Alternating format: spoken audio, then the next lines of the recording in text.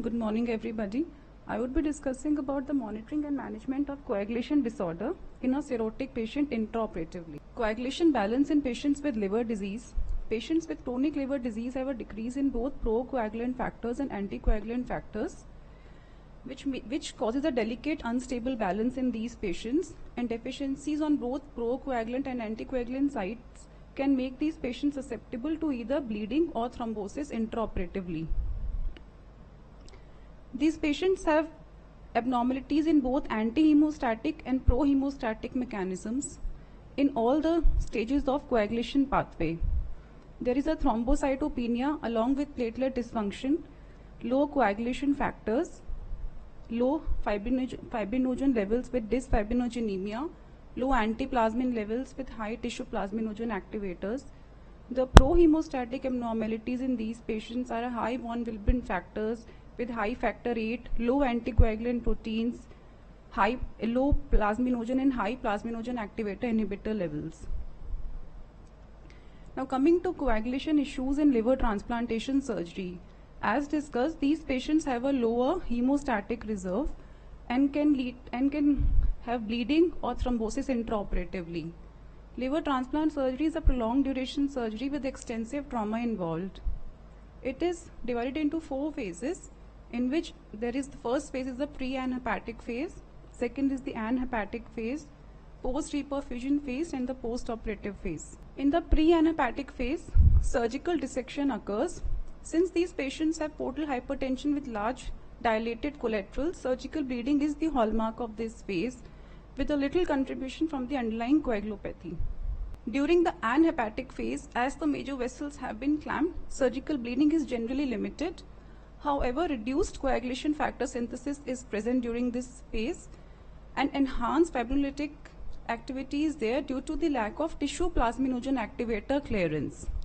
There is a likelihood of fibrinolysis developing during this stage with bleeding. In the post-reperfusion phase, when the donor liver has been implanted, there can be release of endogenous heparinoids from the donor liver, which can lead to heparin-like effect and fibrinolysis developing, along with platelet entrapment in the sinusoids of the donor liver with the subsequent thrombocytopenia. However, after 30 to 60 minutes of reperfusion, there is increased clearance of tissue plasminogen activator by the donor liver, which leads to gradual resolution of the hyperfibrinolysis in the post-reperfusion phase. Now, what are the disadvantages of conventional laboratory tests in liver transplantation? The conventional laboratory tests are sensitive only to deficiency of procoagulant factors, and they do not take into account the deficiency of anticoagulants in these patients. And also the laboratory tests have a significant delay. As liver transplant surgery, there are rapid changes there is rapid blood loss, so we need tests which gives us rapid results. Also, the conventional laboratory tests are performed only in the plasma, and they do not give us an interaction which is happening between the plasma, the platelets, and vascular endothelium and the fibrinolytic factors in the hemostasis mechanism. Coming to the viscoelastic point of care coagulation testing in liver transplantation, I would be discussing here a little bit about thromboelastography and ROTEM, which is performed in our institution.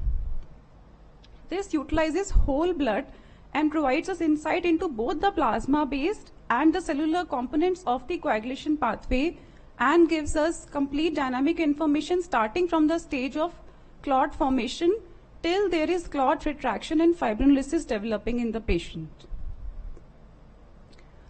The thromboelastography was developed by Hartert in 1948. It measures the physical properties of the clot using a cylindrical cup which oscillates around an immobile pin. The torque of this rotating cup is then transmitted to the immersed pin, and the electrical signal is displayed as a TEG tracing. Rotational thromboelastometry uses an optical detector system which detects the signal of a pin which is suspended in a blood sample cup. In ROTEM, the cup is stationary and the pin is oscillating. As the blood clots, the pin's oscillation would be reduced, which is measured by the deflection angle of a light directed at the pin via transduction system. Here is a graphical representation of the ROTEM. Now in this slide, there The upper part of the slide is depicting a TEG tracing and the lower part is depicting a ROTEM tracing in the patient. There are different times, R time or the clotting time in TEG. The inference of R time or the reaction time in TEG, also called as clotting time in ROTEM, is the time which is from the commencement of the coagulation process till the fibrin formation, till the fibrin stand is at least 2 millimeter. This represents the start of the coagulation process, the enzymatic portion, and gives us a function of coagulation factors in the patient. The K time, also referred to as the kinetic time in TEG or the clot formation time in ROTEM, is the time when the clot is from 2 millimeter till it reaches a strength of 20 millimeters.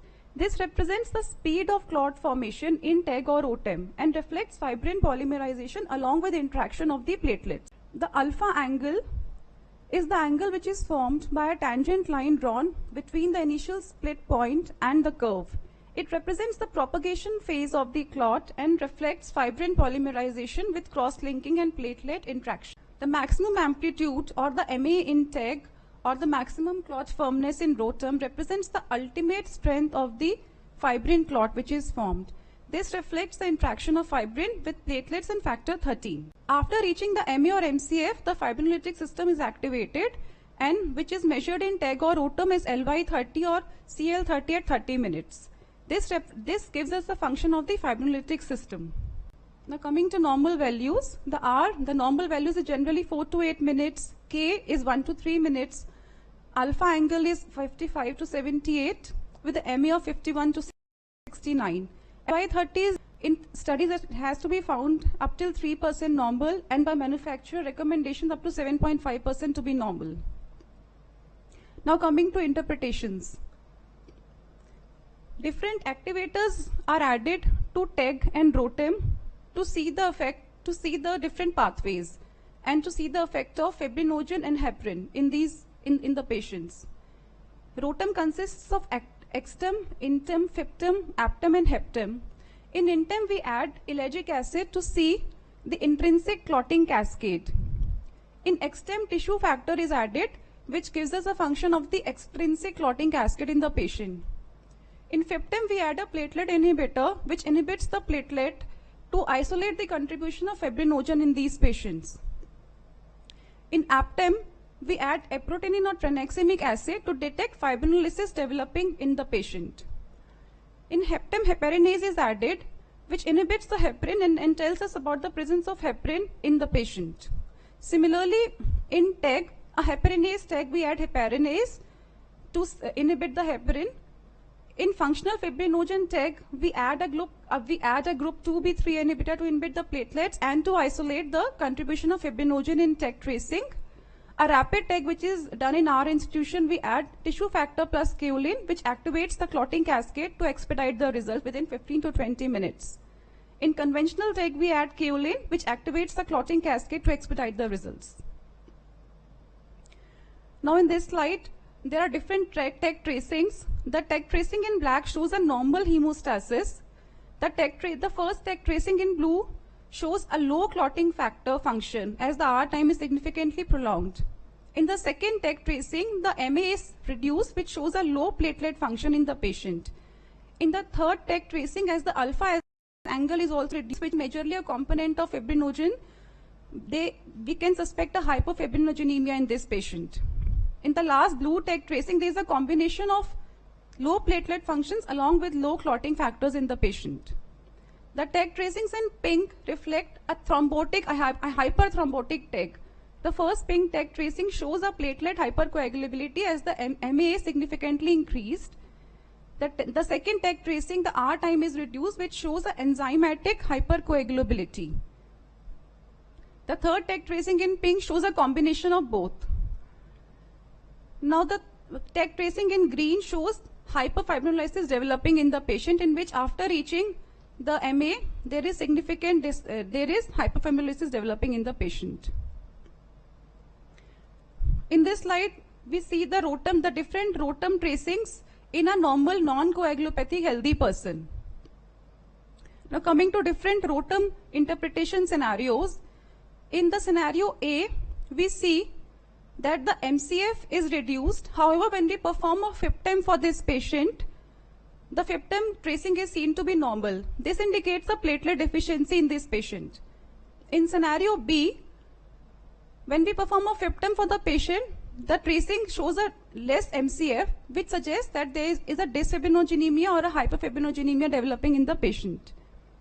In tracing C, we see that after reaching the MCF, there is a rapid decrease in the clot strength in EXTEM, INTEM and FIPTEM. However, when we perform EPTEM, the ROTEM tracing normalizes, which suggests that this patient is having hyperfibrinolysis.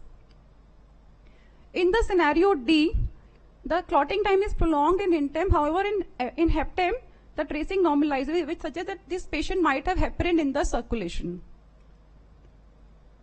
A little bit about point of care platelet tests. As discussed, these patients are prone to develop thrombocytopenia, with a marked thrombocytopenia occurring during the reperfusion phase due to donor liver entrapping the platelets.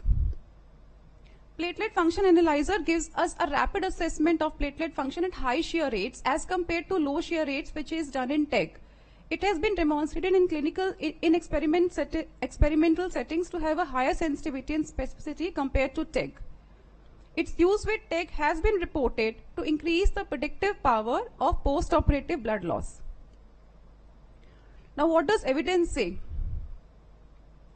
The first use of viscoelastic test was done in 1985 by Kang et al. When they performed thromboelastography during liver transplantation, and they gave thromboelastography based corrections, in which when the R time was more than 15 minutes, patient was administered FFP. When the MA was less than 40, they administered platelets to the patient. When after giving platelets and FFP there was no decrease in bleeding, then they gave cryoprecipitate to the patient. This study found that there was a 33% reduction in the blood product transfusion when the patients were given a TEG-based algorithm. Similarly, other studies have been done which show that TEG is a valid predictor of transfusion needs. In cardiac surgery and massive trauma, it has been shown to limit the use of blood component therapies, and also has proven to be cost saving for the institution and the patient. A randomized controlled trial was done, which was published in European Journal of Anesthesiology in 2019. In this, a ROTEM-based algorithm was given, which was compared with the standard laboratory test-based algorithm in patients undergoing liver transplantation. They found that the transfusion-based algorithm on ROTEM significantly reduced the total number of blood products transfused as compared to standard laboratory tests. Other researchers have also evaluated the use of TEG and ROTEM during liver transplantation surgeries. Most of these surgeries have found that when we use TEG and ROTEM based algorithms, there is a decrease in the blood products transfused. In 2013, the European Society of Anesthesiology came up with management of severe perioperative bleeding guidelines, and the European Society of Anesthesiology recommended the use of viscoelastic tests, especially during severe bleeding during liver transplantation surgery. Milan et al. Now, how to go about the use of viscoelastic tests during liver transplant surgery? Milan et al. Have recommended an algorithm in which they suggest that we can do a basic viscoelastic test during the anesthesia induction, followed by a repeat of the viscoelastic test during the dissection phase, during the anhepatic phase, and during the reperfusion phase. Also, whenever there is clinically active bleeding or the surgeon complains of oozing from the site, we can repeat the viscoelastic tests. The other anesthesia concerns which have to be maintained perioperatively are the avoidance of hypothermia, as hypothermia has been shown to increase the coagulopathy in these patients. Avoidance of hypocalcemia, which also exacerbates the coagulopathy, and avoidance of acidosis, and to maintain a pH of more than 7.25. Avoidance of acidosis is very important because acidosis-induced coagulopathy is generally irreversible during the intraoperative period. Now, how to go about the blood product transfusion therapy using viscoelastic test-based algorithms. Different institutions and different anesthesiologists have been found to adopt different algorithms, and there has been no standardized practice regarding the use of blood transfusion algorithms based on viscoelastic testing. A study was done by Ozier et al. in which they prospectively evaluated the institutional variability in perioperative transfusion therapy in liver transplantations, and they found that there is a significant heterogeneity in institutions regarding the blood transfusion practices. Similarly, a study was published in Anesthesia and Analgesia in 2004, in which Massicot et al. Retrospectively studied the transfusion practices among different anesthesiologists, and they found that there is a significant heterogeneity between the transfusion practices among different anesthesiologists also. So the need of the hour is to develop standardized protocols for transfusion therapies in liver transplant recipients and patients undergoing non-transplant and cirrhotic patients undergoing non-transplant surgeries. In 2019, the European Liver Intensive Care Group came out with perioperative hemostatic management in the cirrhotic patient guidelines. They recommended that viscoelastic test better reflects bleeding risk than standard laboratory tests, and they said that standard laboratory tests are unable to predict the bleeding risk in these patients. They recommended to avoid coagulopathy correction preoperatively and recommended FFP to only be given when there is a setting of coagulopathic associated clinically significant bleed in the patients. Prophylactic use of FFP was not recommended in these patients. Platelet concentrate should be administered in the setting of only a clinically active bleed, according to these guidelines. Target platelet level of 50,000 were recommended. The level of evidence was 2C. In bleeding patients, once the fibrinogen and platelets were replaced and fibrinolysis excluded, they recommended the administration of prothrombin complex concentrates.